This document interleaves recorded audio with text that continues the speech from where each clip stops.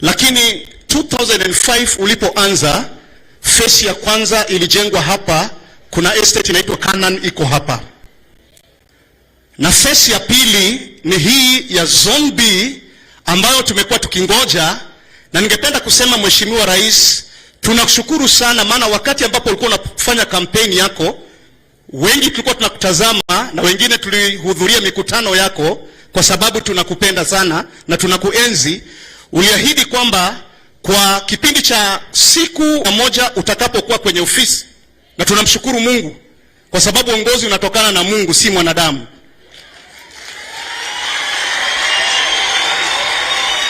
Ulisema utalaunch mradi ya slum upgrading, na tulikuona ulienda kwa mkuru kwa jenga ukalaunch, na kwa mwezi wa pili katika uongozi wako, katika Biblia nambari ya 2 inamaanisha agreement, na kwa mwezi wako wa pili umetufikiria sisi watu wa Soweto B.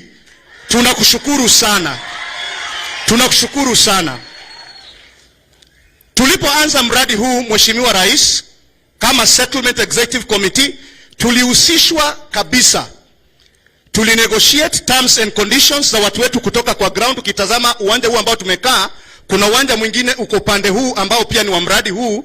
Wale waliokuwa naishi mahala hapa, hakukuwa na tingatinga, Mheshimiwa Rais, ambaye ilikuja kubomolea watu manyumba. La, hii ni community based program. Tulinegotiate, serikali ilitaka kutupatia 19,200, tukawaambia hiyo watu wetu wawezi ikawasaidia kuhama. Tukanegotiate, wale ambao ni tenants walipewa 58,000 kuwasaidia kuhama, na wale ambao ni structure owners walipewa 68,000 kufacilitate, sio kucompensate, kwa facilitate kuhama, ili mradi unapoisha wanarudi mahala hapa. Na tunashukuru sana kwa sababu tumeona kama tunaendelea vizuri. Jambo lingine, Mheshimiwa Rais, nitarudia kidogo yale ambayo mbunge wetu kwa sasa amesema. Hawa watu unaoishi hapa, unaoona hapa, Mheshimiwa Rais, these are the real hustlers. Kwa sababu ya kuweza kujisaidia kimaisha, tumejiorganize. Tuko na 4 cooperatives ya Zone A, Zone B, kwa sababu hatuwezi pata 10% ya hizi manyumba mara moja. Kwa hivyo hizi housing cooperatives tuna save kidogo kidogo, 100 kwa siku, 200 kwa siku. Na Mheshimiwa Rais, nimekuona sana ukisisitiza mambo ya saving. Na vile unasemaga, maana mimi nakupenda na tunakupenda, huwa unasema a wise man leaves an inheritance for his children's children. Hizi nyumba ni kwa sababu ya hawa watu na watoto wetu. Kwa hivyo tumeanza kusave wakati nyumba zinajengwa. Na Mheshimiwa Rais, umekuja kwa mwezi wako wa pili wa uongozi. Ninaamini kwa sababu hii ni prophetic, within 2 years hizi manyumba zitakuwa zimeisha, na wakati ambapo utakuwa na celebrate your 2 years katika kiti ya uongozi, utarudi tena kutupatia hizi manyumba. Kwa hivyo ninakushukuru, tunamshukuru sana rais wetu kwa kukuja, na hebu tumpigie makofi. Asanteni sana Rais.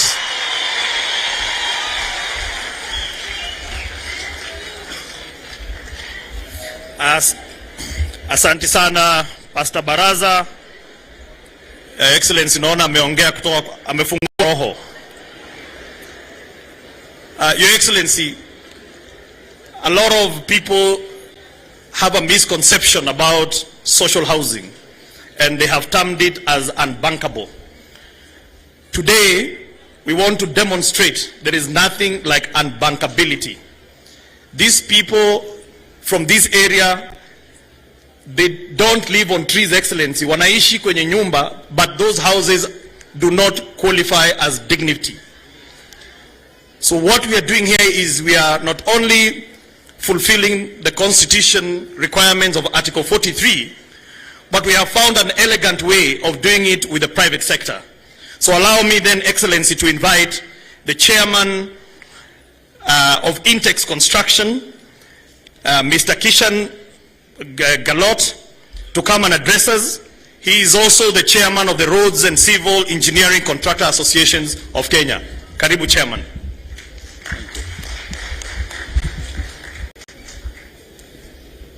His Excellency, Dr. William Samoei Ruto, the President of the Republic of Kenya and Commander-in-Chief of the Defense Forces of Kenya. Honorable James Macharia, Cabinet Secretary of Transport and Infrastructure. Mr. Charles Hinga, the Principal Secretary, State Department of Housing and Urban Development. Mr. Johnson Sakaja, the Governor of Nairobi City County. All Cabinet Secretaries, Senators, Governors, Principal Secretaries and other dignitaries, and the Kibera community who are amongst us, all protocols observed. Good afternoon. I would like to thank His Excellency Dr. William Ruto for honoring us with his presence for the groundbreaking of the Kibera Social Housing Project. I congratulate His Excellency for making housing one of his government's top priority for the country. In 1990, Intex Construction developed one of the country's very first affordable housing project right here in Kibera. We built 2,000 units then, that is 32 years ago. To be here again today is indeed a homecoming for us. We are greatly privileged to be part of this incredible initiative which will transform the lives of the people living here in in Kibera for the long term. Intex started its journey 4 decades ago as a building and civil engineering contractor and is very proud to have contributed to many major projects in the housing and road sectors in Kenya.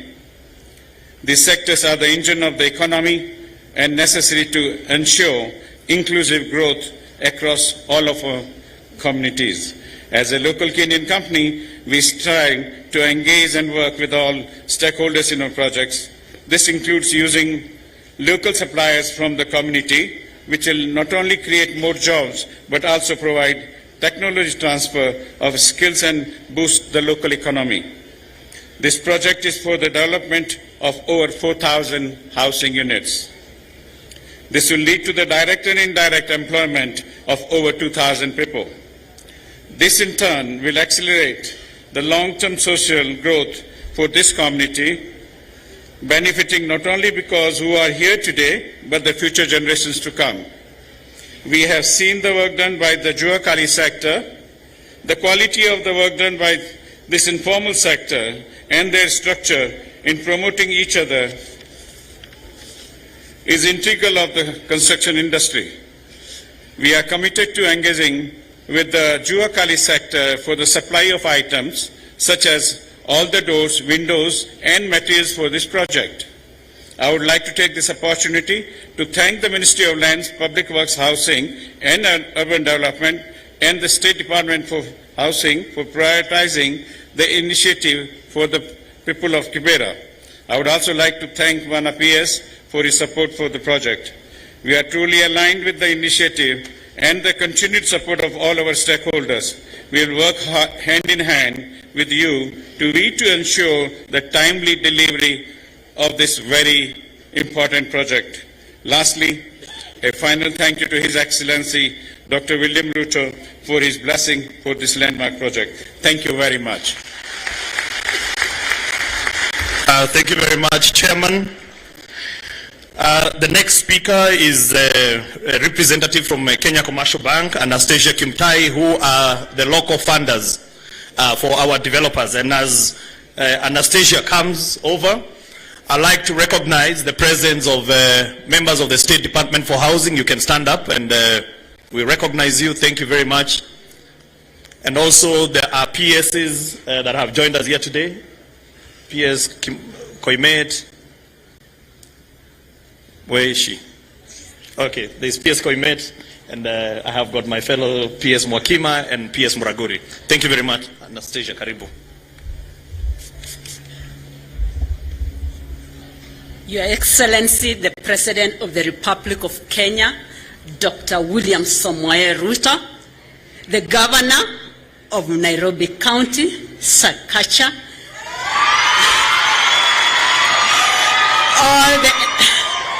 all the elected leaders to the national and the county government, the CS and the press and the PSS here, and all the invited guests. As KCB, it's a great honor to be here this afternoon, Your Excellency, to demonstrate our commitment and partnership in ensuring that the agenda of housing, as promised in Kenya Kwanza Manifesto, is realized and achieved within the next 5 years. KCB has been a catalyst in driving and pushing the affordable housing agenda through provision of mortgage, hence controlling over 50% of the mortgage industry in our country. Your Excellency, the call is to enable us finance affordable housing. And our presence this afternoon is our commitment, and especially by financing our customer intakes to be able to build these houses. And we will continue together in ensuring that we finance the like-minded investors, and not only end there, Your Excellency. Through the KCB Foundation to Jiajiri platform, we also commit to train especially the people from this locality so that they can get access to employment.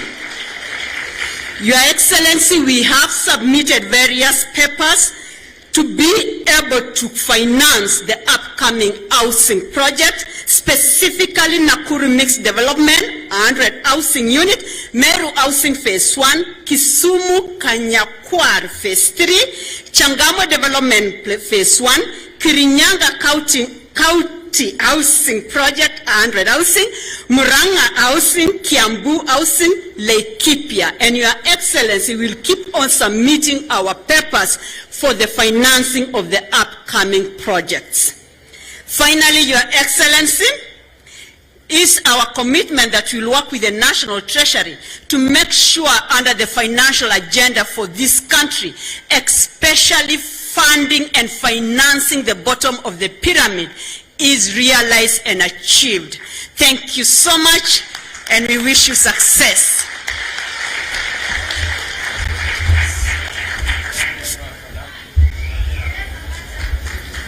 Thank you very much, Madam Kimtai.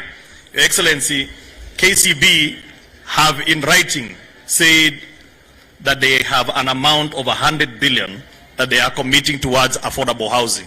And I'm sure we are going to realize that amount. Next, Excellency, today's occasion is about now the next phase. The next phase, Excellency, is about how we are going to transform the Juakali artisans and the opportunities that are coming up. I'd like to invite the Managing Director or the Director General of NITA. And the reason why we have invited NITA as he comes is because there is a lot of our people that work in these sites. They don't get any certification. And so when it comes to other opportunities like government tenders, they cannot participate because they have no certificate. So we've agreed with NITA that they're going to have a presence here on site to train and certify masons, plumbers, electricians, but also they will go to the 2 other offsites so that they can certify them there, so that the people don't have to go to offices to look for this certification. They come right where they are working. Thank you very much, MD.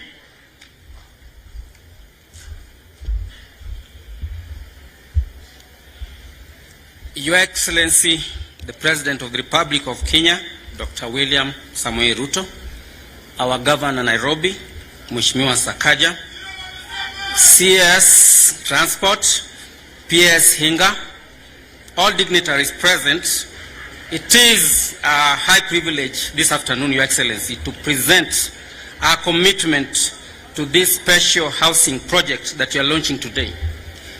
We want to sincerely thank you, Your Excellency, for specifically creating the State Department for Labor and Skills Development under the Ministry of Labor and Social Protection.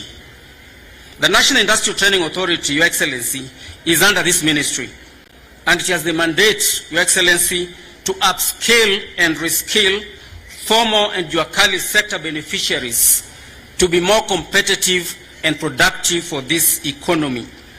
The Industrial Skills Development Function, Your Excellency, working together with TVETs, target the following. We train, we assess, and we certify low-level workers in the following sectors: housing, MSMEs, as you've created the ministry, and the diaspora affairs, as you've outlined in your Executive Order number 1 of 2022.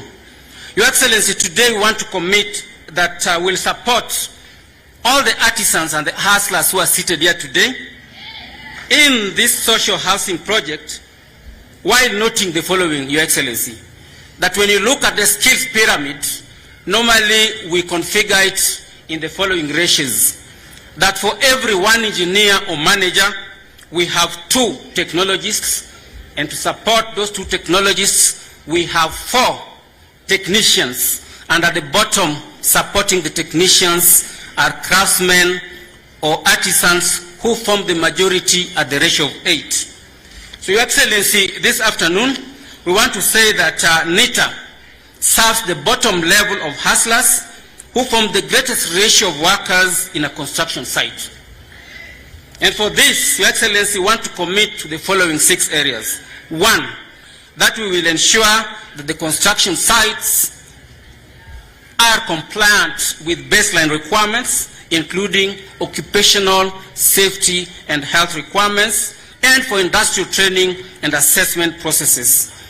Your Excellency, we will then profile the entry behavior of the hustlers who are seated here today, so that they will profile them for specific trade areas with a focus on the following trade areas: masonry, which is huge in this project, metal fabrications and welding, carpentry and joinery, roofing, plumber pipe fitting, which is scarce in this economy, tiling, Your Excellency, electrical wiring, solar installations, and even painting. But we are not limited, Your Excellency, to these trade areas for the purposes of support.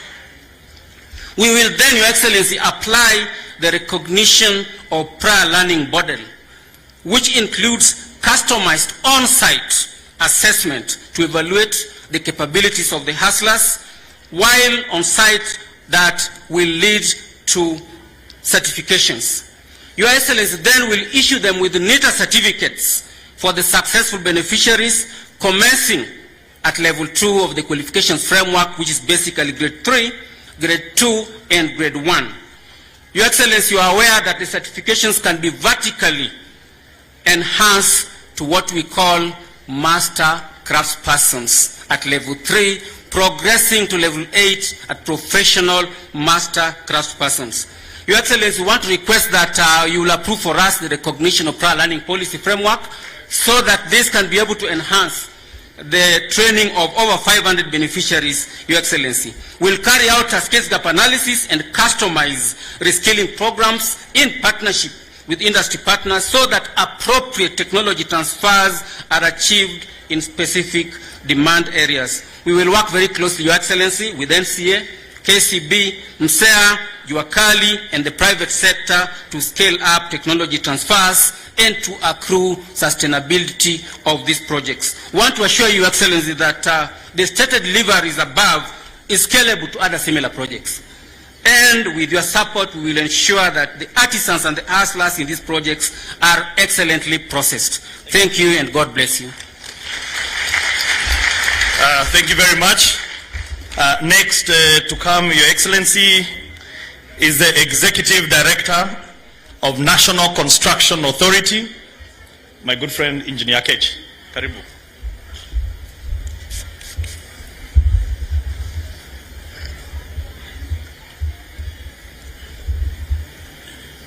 Your Excellency, the President of the Republic of Kenya, Daktari William Samoei Ruto, all elected leaders present, the ministry officials, wageni wote waalikwa, pamoja na wananchi wa Kibera, amjambo.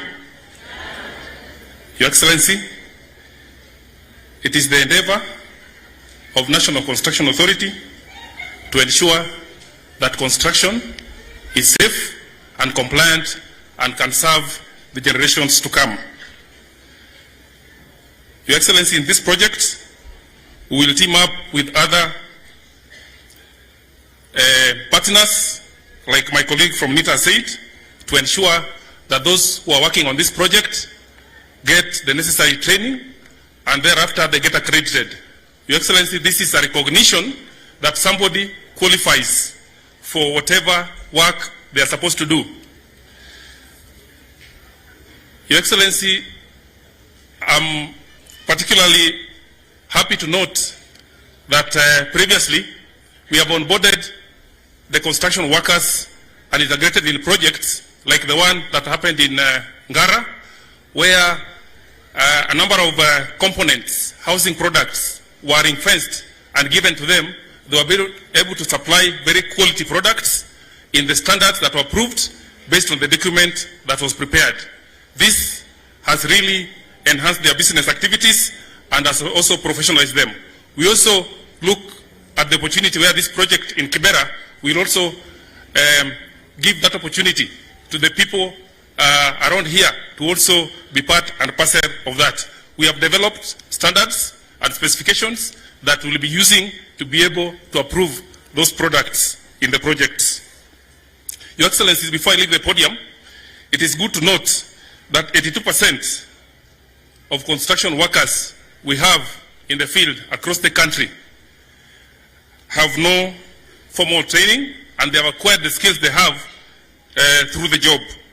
It is our hope that in this project we have a framework, we have developed a framework that will be put in place through apprenticeship, where the contractors working will be giving opportunity for mafunzo or apprenticeship, where those workers at the end of the project, they can also be skilled. But Your Excellency, sir, the other challenge that is normally there after the skilling is the tools.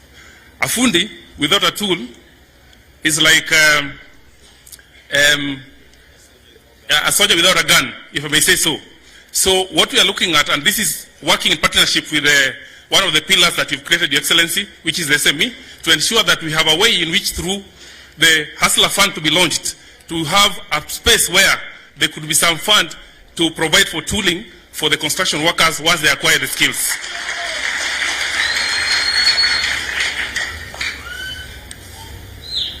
In conclusion, sir, we urge implementing agencies to integrate the use of building components that are locally manufactured and supplied by these particular hustler groups. We shall provide the much needed support on quality assurance and compliance to ensure safety and quality of the constructed works. Your Excellency, sir, we assure you of our continued support in achieving the goals of the affordable housing program and the implementation of the agenda to grow and develop our country and empower wananchi wa Kenya. Asanteni sana. May God bless all of you.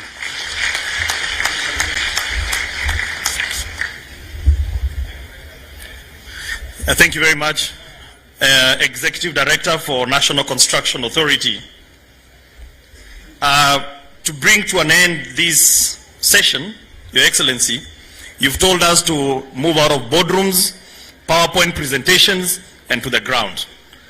And in the plan itself, it talks about linkages of Juakali with the TVET colleges. This is the first project where we are going to demonstrate how. We are going to turn the TVET colleges into incubation hubs for our people so that when we give them opportunity, they don't get stuck. And so therefore, allow me to invite the Principal Secretary for the State Department of Vocational and Technical Training, Dr. Mwakima, to come and tell us how we shall get that done. Thank you. Your Excellency, Honorable Dr. William Samoei Arap Ruto, the President of the Republic of Kenya and the Commander-in-Chief of the Kenya Defence Forces, the Governor of Nairobi, the elected leaders, Cabinet Secretaries present, my colleagues, Principal Secretaries, distinguished guests, ladies and gentlemen, good afternoon.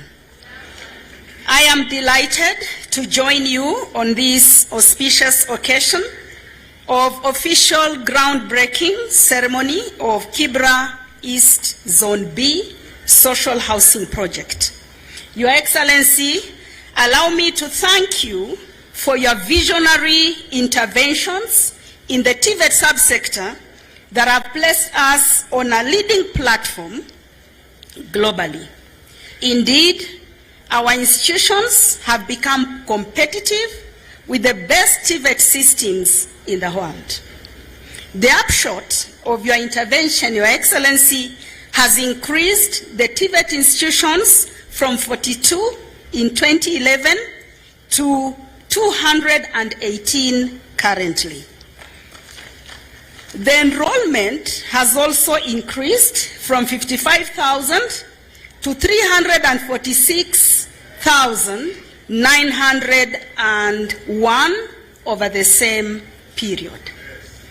Your Excellency, the State Department has been in the resolute journey of transforming the training from supply-driven to competence-based education and training, CBET. CBET, Your Excellency, focuses on what the learner can do. CBET is a flexible modular system where a trainee can obtain skills, knowledge, and attitudes to be able to achieve competence standards. CBET has enabled us to train more youth on specialized skill areas that meets the labor market demands. Additionally, the youth are trained for self-employment, entrepreneurship, and lifelong learning. Your Excellency, using CBET and looking at the housing sector, we look at the entire project chain. With CBET, a diploma course, for example, in building construction, has now been broken into various modules, such as flooring, which leads into specialization and mastery of units of competence in all types of floors, such as the concrete floors, the vinyl floors, the terrazzo floors, the ceramic tile floors, marble floors, and wood parquet floors. Again, under CBET, we also now have broken down this diploma, which takes 3 years, and now we have competencies in walling, which will lead into specialization and mastery of units of competence within the walling, such as load-bearing wall, non-load-bearing wall, or drop wall, shear wall, retaining wall, among others. And we have also broken down the masonry and bricklaying, which will also need to specialization in competencies along masonry and brick laying, such as brick masonry, stone masonry, and concrete blocks. Again, under this CBET, and giving examples within the housing sector, because this is now in almost all sectors. We also have others on carpentry and joinery, cabinet making, electric fittings, plumbing and piping fitting, painter and decorator, among others. In addition, Your Excellency, we are training experts in fabrication of building materials such as doors, windows, and cabros. And Your Excellency, the good news about this CBET and getting into modular with various competencies, we are now able to train a unit with specialization, which takes about 120 hours. And when we convert it into a 40-hour training week, it actually translates to 3 weeks. So within 3 weeks, Your Excellency, we are able to train youth of Kenya and other formal interests to now get into the market and acquire competences that will allow them to employ themselves or be employed and earn as they progress with other competencies. Your Excellency, this is not only cheaper for parents, but is also able to release skills to the labor market within a very short time. In reference to this project, Your Excellency, I am pleased to inform you that for Kibra East Zone B social project, we have partnered with the State Department for Housing and Urban Development and will collaborate, working together with the Juakali sector to provide enabling environment and incubation centers to be able to produce 8,398 standard steel doors at Kabete National Polytechnic, and the principal of Kabete National Polytechnic together with the trainers and the trainees are here. We will also partner to produce 11,243 wooden doors and 62,675 quadrant externally and the same number internally. And this will be done by PC Kinyanjui, the principal of PC Kinyanjui, the trainers and the trainees are here. Your Excellency, I'm also happy to inform you that we have signed an MOU with the State Department for Housing and Urban Development with an overall objective for collaboration in the provision of affordable, social and decent housing. We have agreed to partner to achieve, among others, skilled labor under the CBET. We will optimize the utilization of the 92 appropriate building materials and technology centers that are located across the country. And in addition, we shall fabricate relevant housing parts such as doors, welded windows, and other fittings. Your Excellency, as I conclude, I also want to inform you that we are developing entrepreneurship skills among youth, and we have an industrial TVET linkage component where we have linked Juakali wood clusters along Gong Road to PC Kinyanjui Technical Training Institute, and the Juakali metal cluster along Jogoo Road and Kariobangi to Kamkunji Technical College, and Kabete National Polytechnic has also been brought in because of their expertise in metal work. In addition, Your Excellency, we have finalized the recognition of prior learning policy, complete with the instruments, and we look forward to now get into accreditation because we have successfully piloted it. We have built the capacity, and the TVETs which are distributed all over Africa, all over Kenya, working together with NITA, we should be able to satisfy. As I conclude, finally, Your Excellency, because of time, within the Kenya Kwanza Manifesto, we have produced the TVET National Blueprint together with the implementation plan. We also have come up with the National TVET Blueprint and wish to ask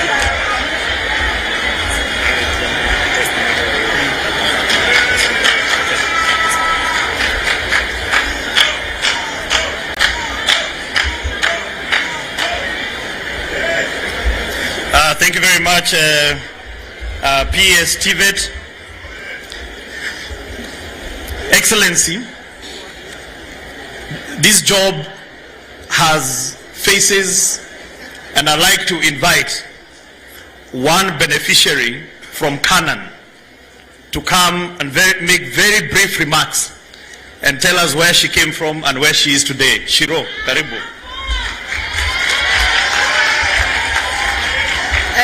Our Excellency William Samoei Ruto, our Governor, Nairobi County, our Women Rep, Nairobi County. My name is Anne Wanjiro, jina ya mtaa ni Shiro. Your Excellency, nataka kusema ya kwamba sisi ni wale beneficiary wa kwanza wa Canaan Zone A. Hiyo iko kando yetu tu mahali pale. Mimi ni chairperson wa mahali pale na nimekuwa executive committee kuanzia 2004. Nilikuwa na plot mahali pale na nilikuwa nabishana na hii mambo ya Kenya slum upgrading. Nilikuwa mbaya sana. Nilikuwa naona ni kama tunanyang'anywa. Kwa sababu kuna ile mfano tuliona ya Nyayo high rise, na wakati huu tulifurahia Kenya slum upgrading, iliita community, tukakaa chini, tukakubaliana na tukakuwa pamoja. Kwa hivyo nashukuru sana Minister of Housing kwa Kenya Slum Upgrading. Rais, nataka nikuambie ya kwamba hakuna kitu umefanya mzuri sana katika mambo yote ambayo uko nayo kama kuja kuzindua hii project siku ya leo. Nataka kusema hivi, Bwana Rais, kama kuna kitu mzuri na kitu ambao umesaidia ni kutoa mtu katika slums na kupewa nyumba nzuri. Mimi hapo Rais unaniona, najua wengine wanaulizana huyu alikuwa anakaa tu slum. Nakwambia ukikaa nyumba mzuri, hakuna mambo ya moto moto, maisha inabadilika. Nafikiri mimi, wale wananijua mimi si msichana, mimi ni mama na mimi ni shosho, niko na wajukuu. Lakini ukiniangalia ni kwa sababu ya kulala mahali pazuri. Hakuna moto, maisha yangu imebadilika hivyo. Na tena Rais, nataka nikuhakikishia kwamba wana slums si ati ni kupenda kwao, au watu tuko na akili lakini mapato yetu ni ya chini.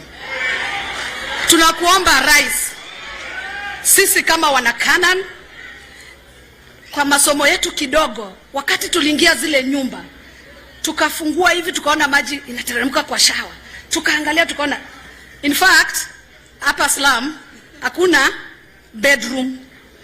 Bedroom ni sitting room, bedroom ni kitchen, bedroom ni...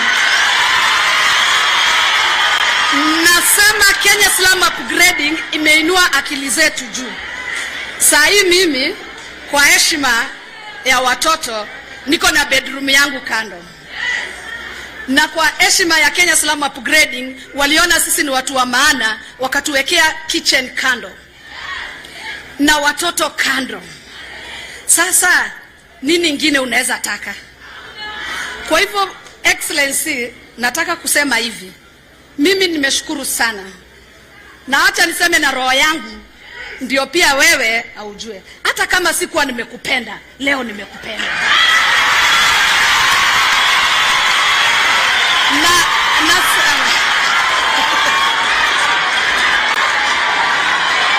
Nataka kushukuru sana Rais.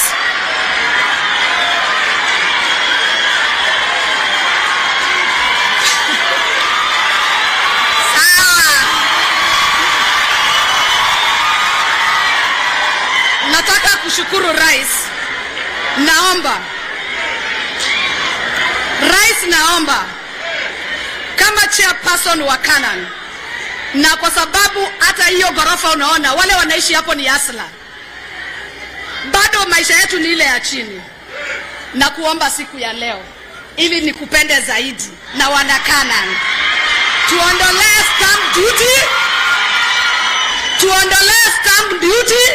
tuondolee rand rate, kwa sababu wakati tulipewa tulifikiri stamp duty na rand rate ati ni kupunguziwa pesa. Ni kwa sababu ile pressure tulikuwa tunataka tuingie kwa nyumba mpya.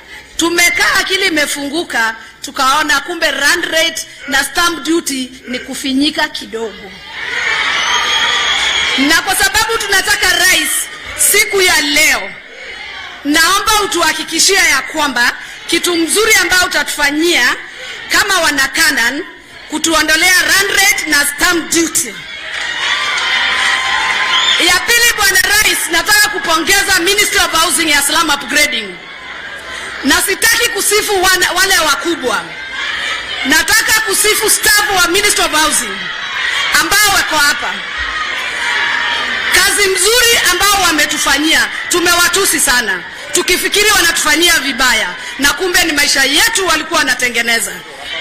Kwa hivyo nashukuru sana, nasema ni asante. Na niseme Bwana Rais, nataka nikitoka hapa ukuwa umetuhakikishia hivyo, na mimi nimesema saa hii nimekupenda, ni kwa sababu najua rand rate itaisha. Asante sana.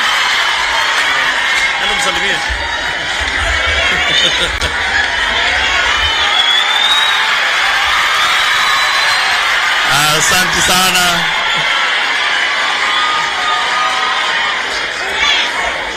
Asante sana Your Excellency Shiro. Your Excellency, wacha nikuondolee shida moja ya stamp duty. In the 2020 finance bill tumeondoa stamp duty for first time homeowners. Kwa hivyo hiyo tunaweza sema imeondolewa. Hiyo ya land rent sijui tutajua ni aje tutapanga. Allow me, Your Excellency, now to take back the program to Mike Gitone.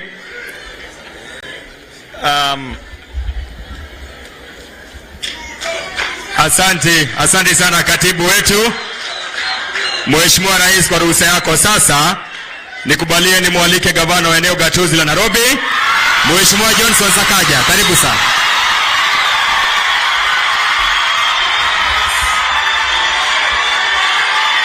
Asante.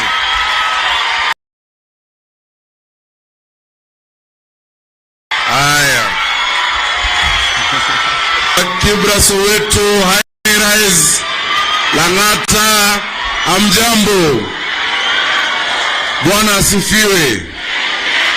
Mheshimiwa Rais, karibu sana hapa. Lang'ata constituency, Kibra Soweto B. Watu wanakupenda. Si mnampenda Rais? Na tunachukua kama jambo la heshima sana ya kwamba umeona uwe na sisi tena hapa Nairobi. Tumekuwa na wewe kule Meteorological tukiangalia mambo ya housing. Umetusaidia kama serikali ya county. Asante sana leo hii kuwa hapa na sisi. Mheshimiwa Rais, kabla ya kuzungumza, najua wale viongozi ambao walitajwa labda majina hayakutajwa. Wacha tumseme kwa majina sana sana wale wa Nairobi, kuanzia na Oyugi, MCA wa hapa. Huyu Oyugi ni kiongozi mzuri, kila wakati hata nikiwa senator alikuwa ananipigia simu kwa sababu mambo ya watu wa hapa. Watu wa High Rise mko na bahati sana kuwa na Mheshimiwa Oyugi kama MCA wenu. Haya, pia tuko na kiongozi wa MCAs wa Kenya Kwanza, tunamuita Bishop, nilimuona kutoka Waithaka Ward, ako hapa na sisi. Tuko na Mheshimiwa Ronaldo wa Umoja, ako hapa. Tuko na Itenya. Wapi Brayo? Huyu Mheshimiwa Rais, huyu Hasla ni kijana wa Kibra, na wewe ulimnominate. Sasa ni nominated MCA katika County Assembly ya Nairobi. Nimesikia Samora, Mheshimiwa Samora huwa ametoka Kasarani. Of course tuko na chair lady hapa, Mheshimiwa wetu ambaye ako nominated.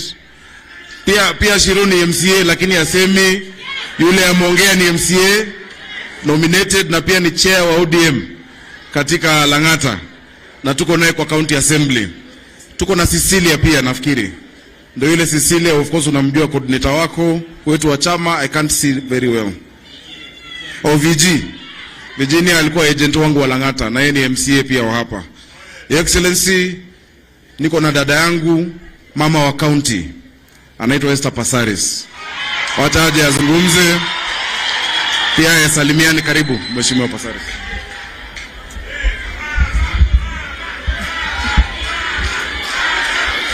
Asante. Your Excellency, Dr. William Samoei Ruto, all protocols observed. Your Excellency, allow me to congratulate you for being the President of this great Republic of Kenya. You were not my presidential candidate, but now you are my President. When we met in Mukuru, you asked us as members of Parliament to be wary of what you want to do for the people of this great country of Kenya in terms of housing, to put dignity back into their lives. And you said you would be bringing a bill for the housing fund. We are waiting anxiously for it because we want our citizens to live with dignity. We want to eliminate slums in this great country of Kenya. Your Excellency, I recently read in the paper that Nairobi is going to have a population of 10 million by 2050. 10 million by 2050. For me, I feel we really need to also guard our population. There is no country that doesn't plan its population that can give wealth to its citizens. I really want to appeal to you, Your Excellency, to look into commodities for our women, to look into gender-based violence and give us more money. Nairobi, thanks to the governor, is going to have the first sexual gender-based safe house. We're ready to do the groundbreaking. We're just waiting for the CS. But having said all this, Your Excellency, I want to also recognize that the father of slum upgrading is none other than Raila Amolo Odinga. And for that, I want to say thank you, because a good leader takes every good project that is there. And I know you're going to look into housing, you're going to look into food security, you're looking into water. In this city of mine, Nairobi, there are women who trade their bodies for water. I was talking to the governor about it. So we have a lot of work to do. What I want to say, we will join hands with you. We will give you support so that we can serve the great country that we call Kenya. God bless Kenya. God bless you, Your Excellency. Thank you.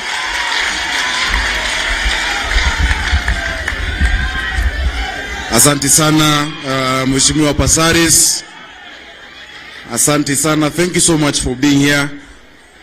And thank you for the maturity you show in your politics. Pamoja na Jalas, kuna wale wanafikiri bado tuko kwa siasa. Siasa iliisha. Rais ni mmoja. Governor ni mmoja. Wananchi ni hawa na ni wetu, tunawafanyia kazi. Si ni kweli? Mheshimiwa, pia tuko na Mheshimiwa Ronald Karauri kutoka Kasarani, ndio huyo, wacha apungie wananchi hewa. Mkono radha. Tuko na Mheshimiwa Meja Donk kutoka Embakasi Central ambaye pia ako na sisi. Nimeona baba yao Waititu ambaye pia ni mtu wa Kibra. Tumekuwa naye, na pia Simon Mbugua ambaye alikuwa mbunge wa Starehe. Your Excellency, bila kupoteza wakati, na kama kuna wale nimesahau, poleni. Nani? Oh, ulikuwa umemtaja. Tuko na Mheshimiwa Mwalimu Orero kutoka hapa Kibra.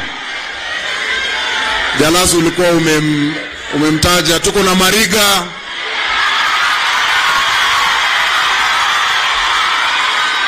Ambaye ako hapa. Asante sana. Mheshimiwa Rais, wananchi, sote tuko hapa na tuko pamoja. Allow me to mention just 2-3 things that are very important to these people. Your Excellency, jambo la kwanza, asante kwa kufikiria mambo ya hadhi, dignity ya mwananchi wa kawaida. Na Your Excellency, umetuonesha njia. Hawa wananchi ndio walitunusuru. Hawa ndio walibaki na sisi. Na sisi tumesema hatutawasahau wananchi wa kawaida wa Nairobi na wa Kenya. Na mimi nawahimiza wale pia wako kwa serikali ya county, kwa kila kitu ambao tunafanya, tufikirie hawa wananchi wa kawaida kila siku. Yule mwananchi ambaye amekaa kwa kitongoji, ambaye amekaa kwa slum, he is as Kenyan as yule mwananchi ambaye ako Lavington, ambaye ako Karen. Lazima tumfikirie mwananchi wa kawaida. Na Excellency, wewe ndio umetuonesha kwa mfano wako na kwa mtindo wako. And for that reason, Your Excellency, kwa project kama hii, Otanda tulieni. Otanda nimemuona, tunamjua. Tulieni. Hawa vijana tunawajua wote, Your Excellency. Ni vijana wako na wanakupenda. Your Excellency, tumesema kama county government, siku za mwananchi wa kawaida kudharauliwa Nairobi zimeisha. Na tulisema ya kwamba kwa mipango yetu yote kutoka housing ambapo tumesupport, kwa mfano hapa niliandikia PS tarehe 19, alikuwa ameniandikia kutoa approval ya hii kazi ianze without all of those technical steps. Pia ile restriction ya kwenda juu, wanasema usipite a certain height, tumetoa hiyo approval. Na pia waweze kuanza kazi kabla ya kuupload title deed ambayo tunatafuta, tumetoa hizo approval. But tumesema ya kwamba kwa mfano jana na juzi tumekuwa tukiangalia budget ya Nairobi County. Your Excellency, niliona walikuwa wameniwekea 500 million shillings atukujenga nyumba ya governor na deputy governor. Nimwambia watoe hiyo pesa tujengea watu masoko, tujengea wananchi wa Nairobi mahali ya kufanya kazi, kwa sababu hapo ndio watu wetu wako. Simi kuna mali inaishi tayari. Sasa jameni, nusu bilioni kujengea gavana nyumba, akina mama hao wanahangaika, vijana wetu wanahangaika, hawana kazi. So nimeeleza watu wangu kwa county, na najua pia kwa national government wamejua focus yetu iko kwa mwananchi wa kawaida. Tuangalie mwananchi wa kawaida kwanza, sisi tutajipanga huko mbele, si ni kweli? Jambo la pili, na nimekubaliana na mheshimiwa Jalas. Mheshimiwa Jalas ambaye ni ndugu yangu sana, na tulikuwa wasanii pamoja. Tumesema ya kwamba ile TVET, Your Excellency, ambayo ilikuwa inaendelea hapo Madaraka, na wewe ndio ulizindua, tuimalize ili vijana wetu waweze kupata training hapo ndani kwa TVET. Na najua hatua 2-3 TVET itakuwa imeisha. On top of that, kuna vocational center ambayo tumeaward hapa Hiras, na mheshimiwa wetu Oyugi amesukuma, nimehakikisha imekuwa awarded ili vijana wetu tusome, tusikae mtaani tu. Tunataka kutoka kwa dimanga, hiyo dimanga utatoka bila kulambuku bana. Sawa sawa? Tukiwafungulia TVET, tukiwafungulia hii vocational training, go there, get educated. Hata kama ni studio ya mtaa, enda hapo ujaribu usani yako. Ukikaa tu mtaani ungoje Jalas ama Mwalimu Orero akupatie za macho ama Mariga, hatutaenda mahali. Sawa sawa? So Excellency, nimefurahi kwamba tumesema hata ile kazi itafanywa hapa, na nimefurahi huyu contractor wetu ambaye anaitwa Gelot, yeye pia ndo alifanya hii high-rise ya kitambo hii, yeye ndo alifanya. Vijana wa hapa wafanye kazi, wamama wa hapa wafanye kazi, wapatiwe nafasi katika mpango huo. Excellency, nikimalizia, tumesema ya kwamba, na nimesikia Shiro anasema ati watu wasilipe rates. Tafadhali wananchi wangu, hii rates lazima tulipe, ili niwafanyie kazi, ili niwaletee maji, ili tuwajengee manyumba, ili niwatengenezee mabarabara. Lazima tulipe rates. Na hiyo rates tumesema Nairobi hii, na nimefurahi Your Excellency ulinisaidia, tukazungumza na Chief Justice, amenisaidia ku set up valuation court, tuko na new valuation rule. Rates Nairobi watu watakuwa nalipa mwezi kwa mwezi, monthly, instead of kulipa ati mwaka moja pesa mingi, tulipe polepole. Mzee Kibaki alikuwa anatuambia kulipa ushuru ni kujitegemea. Sawa sawa? Ili tujenge mji wetu wa Nairobi. Thank you very much, Your Excellency. Gani ingine? Kazi mtaani. Your Excellency, wakati ambapo tulikuwa na kazi mtaani, I can tell you for sure, Your Excellency, the crime rate in Lang'ata and Kibra went down by 47%. Ilishuka na 47%. Na kuomba, na nimeona mheshimiwa Hinga, PS Hinga ndo alikuwa brainchild na alifanya na wewe hii kazi mtaani, tukishirikiana county government na serikali yako. Let us give our people hope. Tuwapatie nafasi vijana wetu wafanye hiyo kazi, na kina mama walikuwa wanapika. Hiyo kazi ilikuwa inaendelea mzuri. Mimi kama governor nimesema tutaandika vijana wetu waingie kanjo ili kusaidia na mambo ya usafi. So tumtulie hao MCAs wako hapa waripitishie budget. Ninaandika kila ward vijana ambao watafanya kazi, na pia tutapatana na hiyo mambo ya kazi mtaani. Your Excellency, thank you so much for the support that you have given us. Finally, wale artisans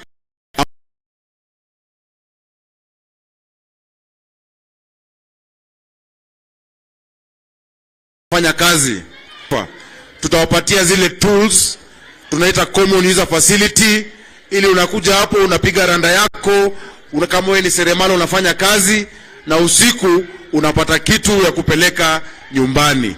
Thank you so much, Your Excellency, for this. Allow me at this stage to invite the Cabinet Secretary, and actually before the PS, Your Excellency, I forgot to recognize our good friend the former member of parliament for Lang'ata, Nixon Korir, ambaye anaitwa Generali, ambaye yeye pia anafanya kazi for now. Yeye ni deputy MP, assistant wa Jalas, wanafanya pamoja. Lakini excellency, na kuomba kwa niaba ya watu wa Nairobi, najua hujamaliza kuunda serikali, angalia huyo Nixon vizuri, pia asonge aingie kwa serikali yako. Asante sana.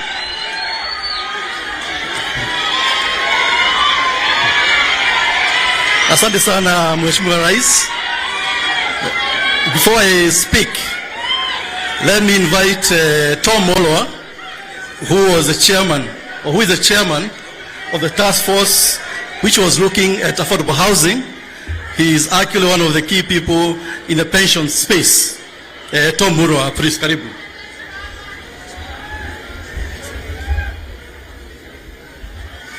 Your Excellency, the President, Dr. William Samoei Ruto, the President of Kenya and the Commander-in-Chief, our Cabinet Secretary is present, the Governor, all protocols observed. Bwana Rais, Kenya sisi tunajulikana sana kwa mambo mengi duniani. Tunajulikana kwa mbio, tunajulikana kwa ukarimu, tunajulikana sana kwa M-Pesa, lakini hii muradi ya affordable housing, Bwana Rais, ndio mambo yote. Your Excellency, tunajua ya kwamba si tu nyumba. Hii ndio ile muradi itabadilisha maisha kabisa, kwa sababu inaleta employment kwa watu wote wa Kenya hii. Rais, wewe ulitoa ufisadi wako, ukatushaudi wale wafanyabiashara wa machama, wa sako, wa pension, wa insurance, tuache kuomba pesa, kwa sababu hapa Kenya tuko na pesa. Sisi wenyewe mama mboga na mahasla wote tuko na pesa kwa chama zetu, tumeweka pesa kwa pension yetu, tutaweka pesa kwa Asla Fund, na sisi wafanyabiashara tukasema tutamsupport rais, kwa sababu serikali imesema itatupatia hadhi, alafu wale wawekeshaji pension, insurance, sisi tutaleta pesa kusaidia serikali kujenga hizi nyumba. Alafu hizo nyumba mtapata hizo nyumba, mtalipa rent to own. Baada ya miaka kidogo nyumba inakuwa yako. Hiyo pesa yote tunasanya wenyewe kama wa Kenya kwa ile spirit ya Rambi na pension scheme, na chama tumeamua ya kwamba kuanzia mwaka hii, Bwana Rais, tunaanza na bilioni 500 kuanza kujenga nyumba, ndio Wakenya wetu wapate nyumba ya kufaa kabisa. Bwana Rais, tunajua ya kwamba Bwana Rais, tukiendelea na hiyo mwito, Kenya itabadilika kabisa, na tutakuwa tumetoa shining star ulimwengu mzima. Thank you very much, Your Excellency. I only have that to say, we commit to support your government from the insurance sector, from the pension sector, to make sure that we get housing and we live in dignity. Asante sana, Bwana Rais.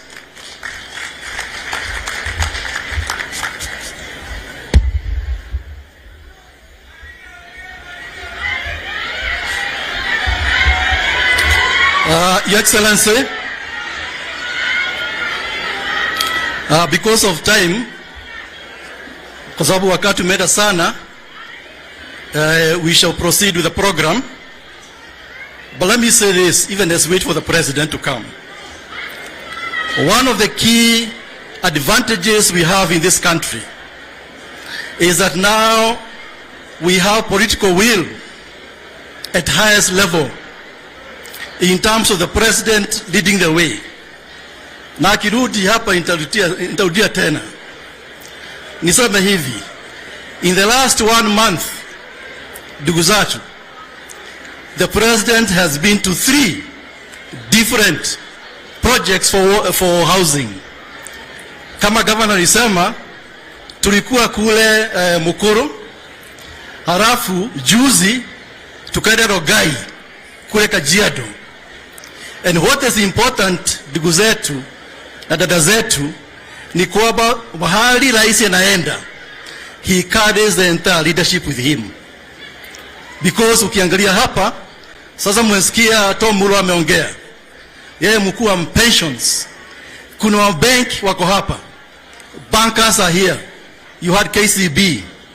Mkiangalia kuna developers who are here, investors.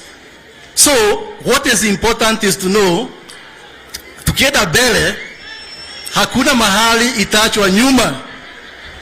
Wajua excellency, nilikuwa nasema hili ya muhimu, nirudie tena, what you brought to us in this country is leadership in terms of supporting areas which you never have developed. Wajua tulijaribu miaka 10 iliyopita hii mambo ya housing, lakini what was required is political will. Ukienda Kajiado, governor ako hapa, ako huko. Ukiangalia governor wa Nairobi ako hapa, ukiangalia women rep ako hapa. Lakini kwa sababu rais ako hapa, kila mtu ako hapa. Ukiangalia kama mabenki yote iko hapa, ma pension funds. So nafikiri excellency, tukiendelea namna hii, sasa naambiwa kutoka hapa utaenda Nakuru, halafu uende mahali pengine. I think within a short time this country will be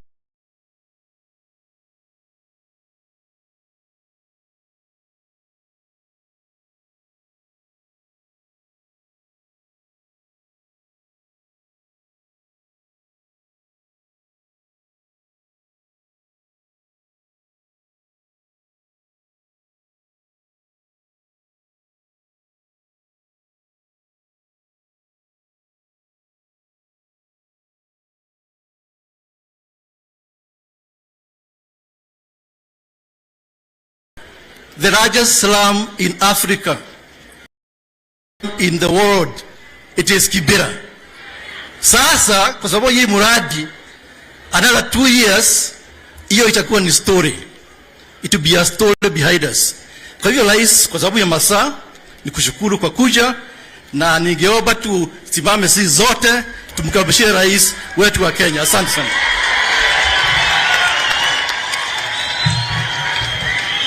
Asante sana Bwana Macharia. Tafadhali tuketi chini. Viongozi wote wenzangu na wananchi wa hapa Kibra pamoja na Lang'ata, hamjambo? Kibra hamjambo? Lang'ata hoye! Bwana Yesu asifiwe. Asanteni sana. Kwanza mimi nataka nichukue nafasi hii niwashukuru ninyi nyote kwa kupata nafasi ili tuje siku ya leo hapa tuweze kupanga haya mambo ya ujenzi wa manyumba yenu katika sehemu hii ya Kibra. Kwanza mimi nataka nichukue nafasi hii niwashukuru sana. Niwashukuru watu wa Lang'ata na niwashukuru watu wa Nairobi kwa kunipatia nafasi niwe kiongozi wa taifa letu la Kenya. Mimi nawashukuru sana na nawapongeza sana, na mimi nataka niwaahidi ya kwamba hiyo kazi mumenipatia nitafanya na bidii sana, na mimi sitawaangusha. Tunaelewana? Jambo la pili, wakati nilikuja hapa Lang'ata katika uwanja huu, niliwaambia ya kwamba nitarudi hapa kwa mapenzi ya Mungu chini ya siku 100 kuanzisha hii mradi ya ujenzi wa manyumba katika hii Kibera Soweto B. Leo nimekuja hapa kutimiza hiyo ahadi. Na mimi nataka niwahakikishie ndani ya miaka 2.5 nitarudi hapa tena ili niwakabidhi manyumba zenu wale watu mnaishi hapa. Nyinyi mnaelewa ya kwamba pale mbeleni tulikuwa na slum upgrading, lakini shida iliyokuwa na hiyo slum upgrading pale nyuma ilikuwa ni kwamba wale wanaishi pale wakiondoka wanaenda wakiendanga, hawarudi tena, kwa sababu watu wengine walikuwa wanatafutwa waje waishi kwa manyumba ile imejengwa, na wale ambao walikuwa wanaishi hapo wanapotea. Hii mpango mpya, vile mama wetu hapa Shiro amesema, wale mulikuwa mnaishi hapa, nyinyi ndio mtakuwa watu wa kwanza kurudi hapa, kwa sababu hapa ni nyumbani kwenu. Na mimi nataka niwahakikishie vile vile, leo tumekuja hapa kuanzisha manyumba 4,000 ambazo itakuwa ni manyumba zenu, na tutajenga mbali na manyumba zenu. Pale mulikuwa na manyumba hapa, ilikuwa ni nyumba haina choo, haina taa, haina maji, haina sewage, haina barabara, haina mambo yote. Si ni kweli? Hii mtaa mpya ambayo tunawajengea itakuwa na barabara, itakuwa na parking, itakuwa na elimu ama shule ya watoto wenu, itakuwa na hospitali, itakuwa na soko mahali mtafanya biashara zenu, na manyumba yenu itakuwa na vifaa zote. Mtakuwa na choo pale, mtakuwa na maji, kutakuwa na stima, na tutahakikisha kwamba hii Kibra ambayo ilijulikana kama slum kubwa katika Afrika itakuwa the largest real estate in Kenya. Nyinyi mnanielewa? Niliwaambia wakati nilisimama hapa, niliwaambia hizi manyumba tutawajengea itakuwa ni nyumba zenu. Jambo la kwanza. Jambo la pili, niliwaeleza ya kwamba ni nyinyi mtakayokuja kuishi hapa. Na jambo la tatu, niliwaambia ile shilingi 2,500 unalipa kwa ile nyumba ya mabati ama ya matope, utakuja kulipa hiyo 2,500 kwa ile nyumba tutakujengea hapa.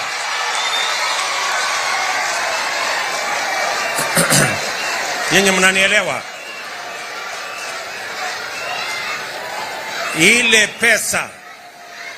Ile pesa ulikuwa unalipa kwa nyumba ile ya matope ama ya mabati, nyumba haina maji, haina choo, haina stima. Sasa utakuja kuishi katika nyumba iko na hiyo mambo yote, na utalipa ile pesa ulikuwa unalipa pale.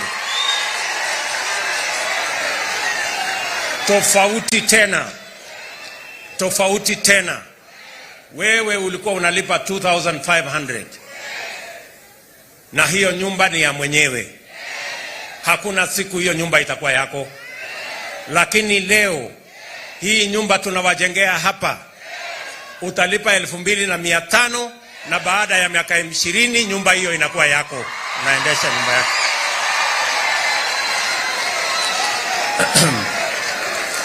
Nyinyi mnanielewa? Na mimi nasimama hapa kuambia watu wa Nairobi ya kwamba leo tunaanzisha ujenzi wa manyumba hapa Kibra Soweto B.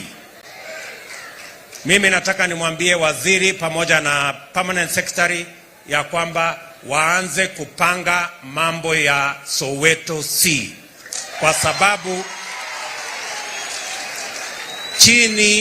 chini ya mwaka mmoja nitarudi hapa tena ili tuweze kuanzisha ujenzi wa Lang'ata B, Lang'ata C ikifuatwa na Lang'ata D, ndio tufunge mambo ya slum hapa Kibera.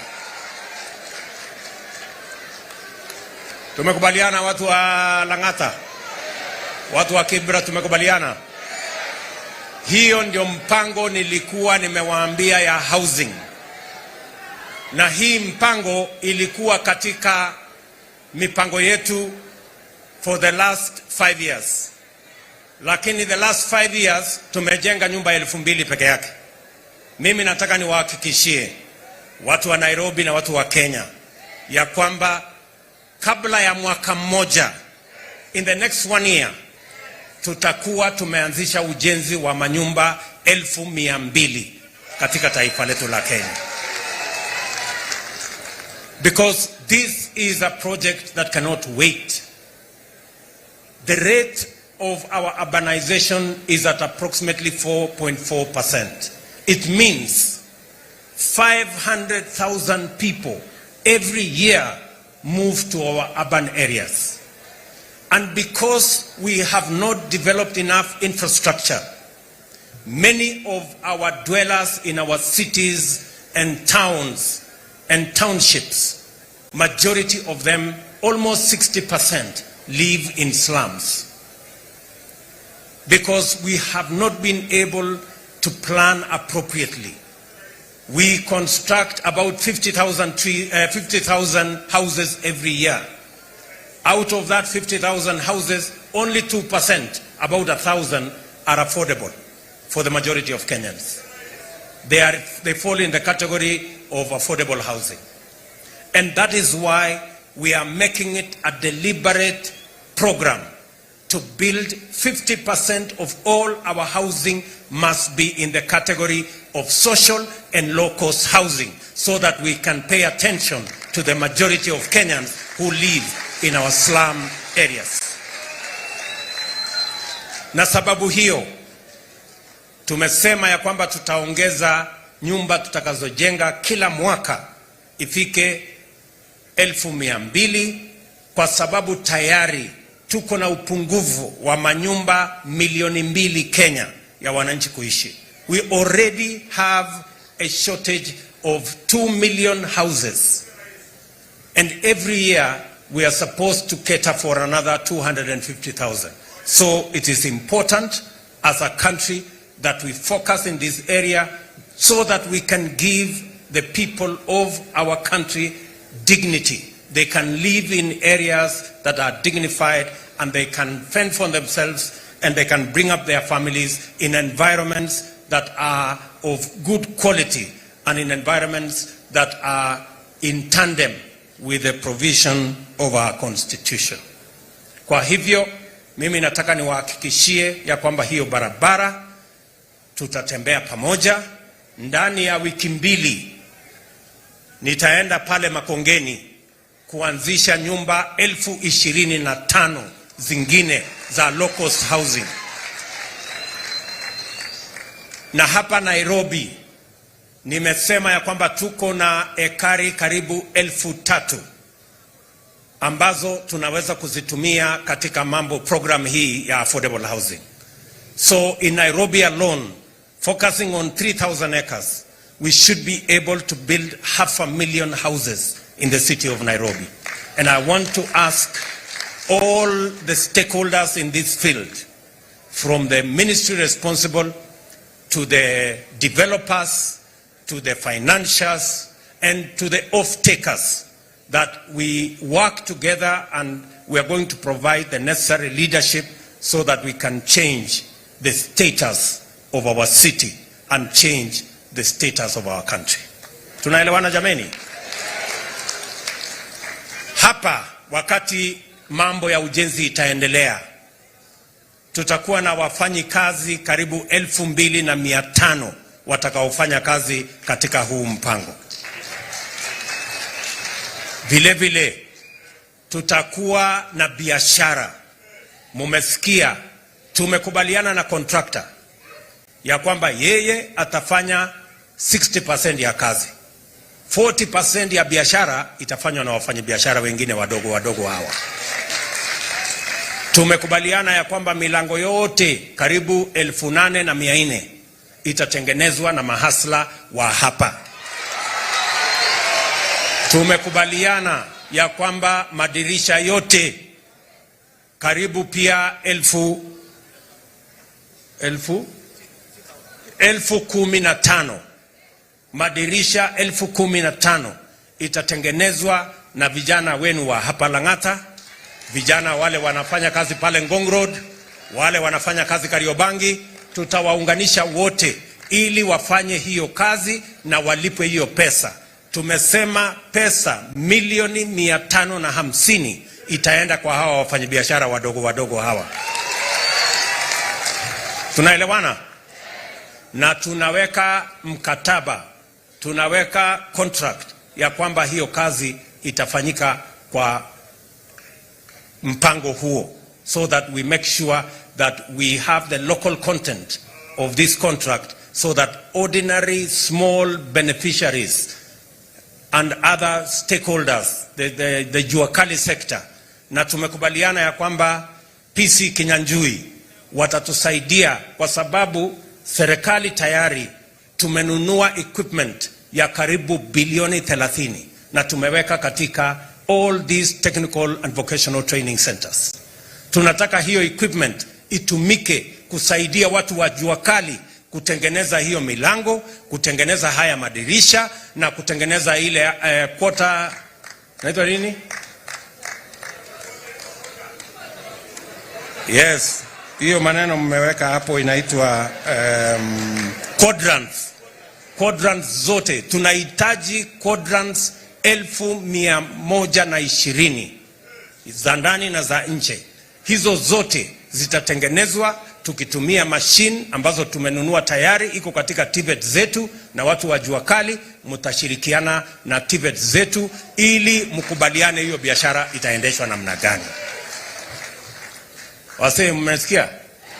Mmenielewa? So mimi nataka tukubaliane kwa njia hiyo, na vile vile nimesema ya kwamba mimi nilikuja kuanzisha hii Lang'ata Technical Training College hapa Madaraka, si kweli? Na tumekubaliana na mbunge wenu wa sasa ya kwamba hiyo mpango lazima tuikamilishe, na pia tuhakikisha kwamba kuna equipment ili vijana wa kutoka hapa Lang'ata na hata wale wa Kibra tuwapange na ujuzi na mambo ya kuelewa ya kwamba hiyo kazi itafanywa kwa njia gani. But meanwhile tumekubaliana na NCA pamoja na NITA ya kwamba watakuja ili kuwapatia certification wale vijana ambao watafanya kazi hapa, mafundi. Hata kama wewe huna makaratasi, hiyo makaratasi tutahakikisha ya kwamba umepata. Ninyi mnanielewa? Tuko na mpango ambayo tunasema inaitwa recognition of prior learning. Kuna watu wengi mafundi hawajaenda shule lakini wako na skill ya ufundi. Si kweli? Na tumesema hakuna haja ya kupeleka mtu ambaye anaelewa kazi shuleni tena. Fanyia yeye mtihani, patia yeye karatasi, aendelee na kufanya kazi.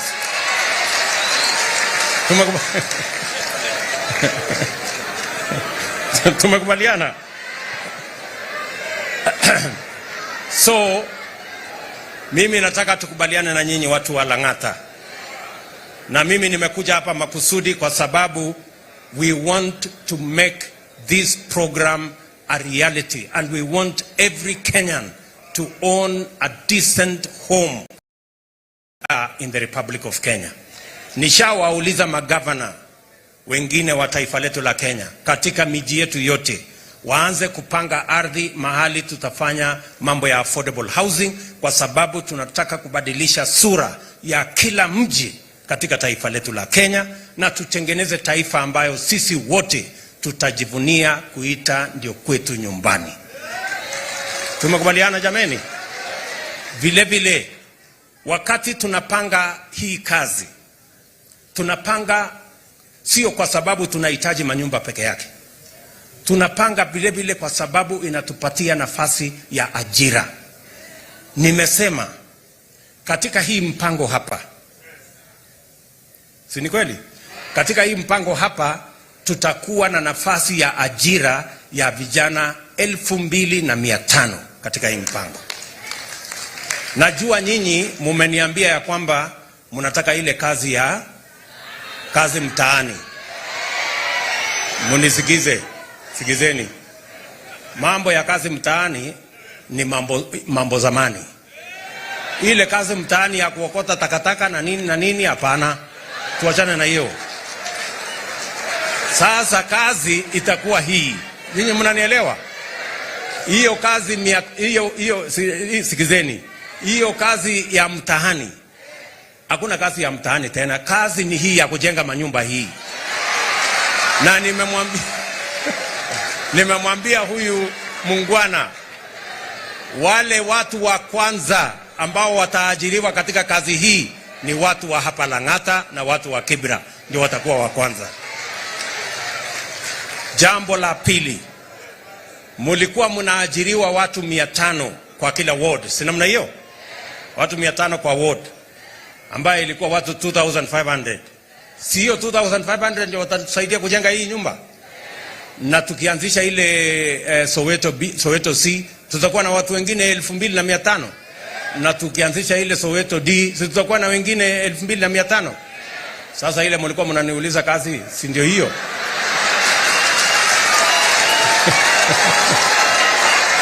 Vile vile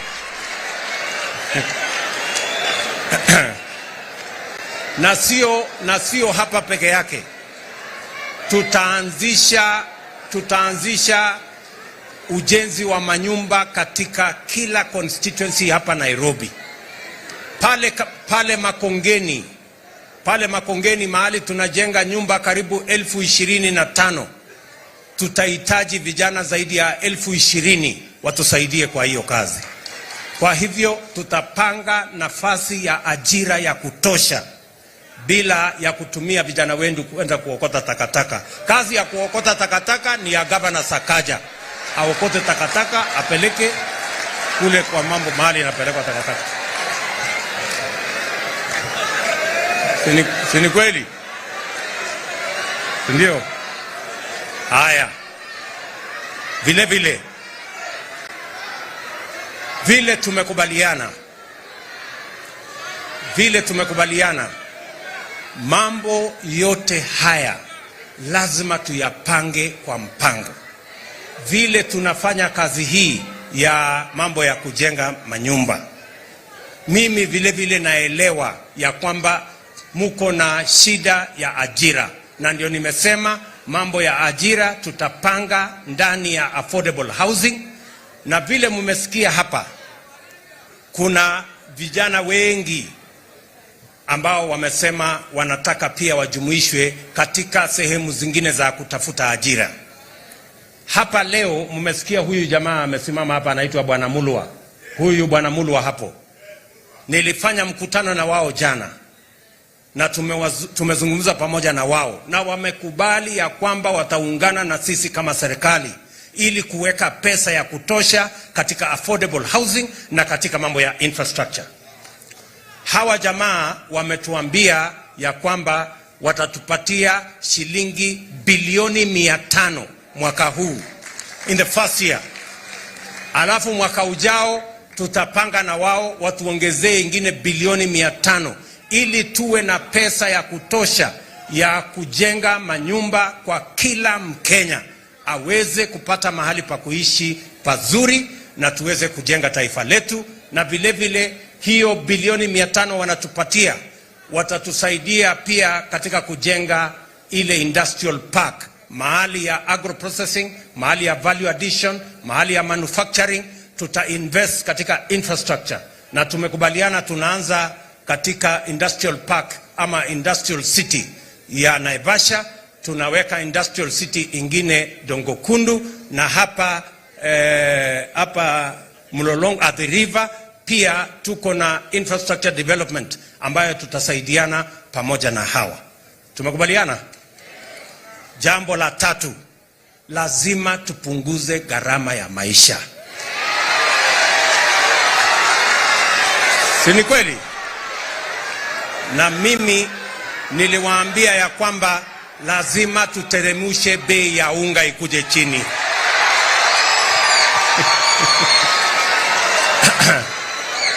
Na hiyo safari ya kupunguza gharama ya unga na gharama ya maisha tayari nimeianzisha.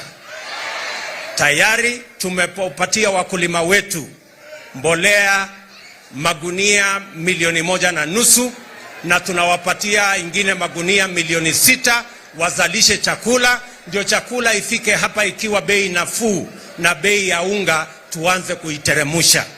Mimi nataka niwaambie hivi, wale walioharibu hii mambo ya unga mpaka ikafika shilingi 230 walikoroga hiyo mambo kwa miaka 4, si ndio? Si waliharibu kwa miaka 4? Munipatie tu mwaka moja peke yake nitakuwa nimenyorosha. Kuna namna hiyo. So mos sijui kama tunaelewana, tuko pamoja. Mwisho, mimi nataka nikubaliane na nyinyi. Huyu mama Shiro, chairman wa hapa Canaan, amesema ya kwamba alikuwa anipendi sana, na kwa sababu umenipenda hata mimi nakupenda sana, ndio? Na ni kwa sababu sisi wote tunakubaliana. Tumemaliza mambo ya siasa jameni, si ndio? Na mimi nataka niwahakikishie, hakuna mwananchi wa upinzani na hakuna mwananchi wa serikali. Sisi wote ni wananchi wa taifa moja, taifa la Kenya. Ile ilifanyika katika uchaguzi, mulitugawia kazi. Mukasema wengine waendeshe serikali, wengine wakuwe walimu wa kusahisha waende upinzani, na sisi wote tunafanya kazi moja, kazi ya wananchi. Si ni kweli? Kwa hivyo tutashirikiana, tutafanya kazi pamoja ili tuweze kutimiza malengo ya Wakenya. Wakenya wote wanataka chakula ipatikane kwa bei nafuu, wanataka watoto wao wasome, wanataka waishi mahali pazuri, wanataka barabara zikuweko, na ya muhimu zaidi wawe na maji nyumbani. Tayari tuko na mipango 3 ya kuongeza maji hapa Nairobi. Tayari nimeamuru watu wa Athi Water ile mpango ya Northern Collector Tunnel tuweze kukamilisha kabla ya Disemba, ndio maji karibu 140,000 liters every day be available, 140 million liters iwe available in Nairobi, which is 140,000 cubic meters. Tunaelewana? Mpango ya pili, tayari nimeongeza pesa katika dam ya Karemenu ambayo itatusaidia kuongeza maji Nairobi. Na number 3, nimekamilisha ile mpango tulikuwa nayo katika dam inaitwa Ruiru 2 ambayo pia italeta maji hapa Nairobi. Na jana tumekubaliana na waegezaji tutatengeneza dam ingine inaitwa Maragwa 4 na Ndarugu, ili tuhakikishe ya kwamba kila mwananchi wa Nairobi na kila mwananchi wa counties ambazo za metropolitan hapa Nairobi wanapata maji ya kutosha. These are commitments I am making because we have a plan to deliver on these commitments. Tumekubaliana watu wa Lang'ata? Tumekubaliana watu wa Kanairo? Ya mwisho. Hii mambo ingine yote mimi nitafanya na hawa viongozi wenzangu, lakini kuna ile lazima hata na nyinyi mfanye, si ndio? Si ndio? Mimi nataka niwaulize kwa unyenyekevu, na mimi nawauliza nyinyi na Wakenya wengine wote, vile tutaweza kudeliver, vile tutaweza kuhakikisha kwamba tunatimiza, tuwe na barabara, tuwe na maji, tuwe na stima, tujenge hii manyumba yenu, kila mmoja wetu lazima alipe ushuru. Kila mtu lazima alipe ushuru, si ndio? Kila mtu alipe tax. Tumekubaliana? Mambo ya kulipa ushuru is not negotiable. Hatuwezi kuwa na mjadala ya kulipa ushuru. Na kila mtu, tukianza na sisi ambao ni watu wakubwa, lazima tulipe ushuru. Kama mama mboga anang'ang'ana mpaka analipa shilingi 50 kwa kanjo, mbona sisi wengine tusilipe ushuru ya Kenya jamani? Unaelewana? Mimi nakubaliana na mama Shiro. Sisi wote Mutakubali tulipe ushuru kila mtu jameni? Munisaidie. Na mtu akikuja akuambie ati tukate kona ndio tusilipe ushuru, mwambie hapana. Wewe unataka kuharibu ili nyumba ile inajengwa pale Kibera nikose, ama barabara ikose. Kila mmoja wetu awe ni jeshi na shujaa ya kuhakikisha kwamba kila Mkenya analipa ushuru. Tafadhali na waomba, mahali unafanya kazi, kama unafanya kazi mahali fulani na unaona yule mwenye hiyo kazi anakata kulipa mama anakwepa kulipa ushuru, wewe tuambie, kwa sababu huyo anataka kuharibu maisha yako. Kwa sababu mtu asipolipa ushuru anaweka hiyo pesa kwa mfuko yake, anatuletea hasara kama taifa la Kenya. Na ndio mimi nakubaliana na mama huyu, Mama Shiro. Mama Shiro ameomba mambo ngapi? 2. Amesema ya kwanza, tunataka utuondolee ushuru ya mambo ya stamp duty. Na hiyo nimekubaliana na yeye kwa sababu hii. Tumesema kama serikali, kama wewe unanunua nyumba yako ya kwanza, first home owner, hatuwezi kukulipisha ushuru, tutaondoa mambo ya stamp duty. So Mama Shiro, mambo ya stamp duty tutaondoa. Sawa? Lakini hata wewe sasa ukubali.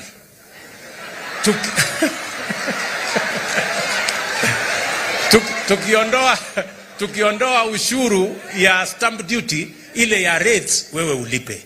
Kwa sababu usipolipa rate tutatoa wapi maji jameni? Na barabara tutajenga na nini? Na stima tutaweka namna gani? Na huyu mtu atawakota takataka namna gani, huyu mtu wetu Sakaja? Lazima ama mnataka kuishi kwa mji yenye imejaa takataka? Ndio. So nawaomba wale wote, we understand we have to balance issues, and I agree with Mama Shiro that we can bend over sometimes, but I want to also ask each and every Kenyan, wherever they are, that we must all pay our taxes. It is the only guarantee that we have for the independence of our country. Tusipolipa ushuru, tutakuwa watumwa wa wale wanatukopesha pesa. Na nobody wants to be a slave of anybody. Mnataka tuwe watumwa? Mnataka tuwe slaves ya watu wengine? Hapana. So the only way we can remain independent as a country is to make sure that we pay our taxes, we take charge of our development, and we are not slaves to those who lend money to us. Mimi nawauliza kwa unyenyekevu, hii kazi nyingine tutafanya, munisaidie kila mtu alipe ushuru, kila kazi mahali inalipa ushuru ilipwe, ndio tuweze kujenga Kenya pamoja. Tumekubaliana? Tarehe 1 Disemba Hustler Fund inaanza. So na sasa nyinyi mjipange na biashara. Si kila mtu anajua vile ya kufanya biashara yake? Tunaelewana? So mimi nimefurahi sana, nimefika hapa Lang'ata, nimefika hapa Kibera. Si tumegawana kazi? Si mimi nitafanya ingine, nyinyi mtafanya ingine? Na tuko pamoja? Tutatembea pamoja? Tumekubaliana?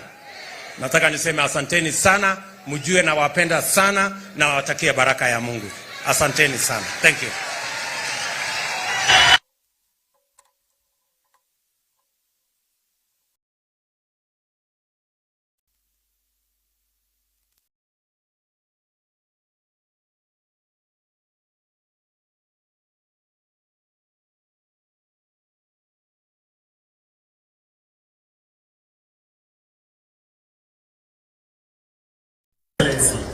Niombe sasa unikubalie tuingie katika kutia ambayo umeahidi hapa mchana wa jua, na nitaomba sasa nimwalike our QS Mr. Omondi kindly take your position, and also invite the chairperson Intex Mr. Summit kindly to take your position. The chairman Intex. Mheshimiwa Rais amezungumzia mambo ya jua kali kupata nafasi katika utendakazi. Kindly chairman take your seat. Mheshimiwa Rais atakuwa shahidi kwamba yale yote ambayo ameahidi, na niombe wananchi tusiondoke kwanza, bado hatujamaliza tafadhali. Ni mkataba ambao unaleta pamoja mwanakandarasi na wizara yetu kwa niaba ya Mheshimiwa Rais, ili kuhakikisha kwamba yale yote ambayo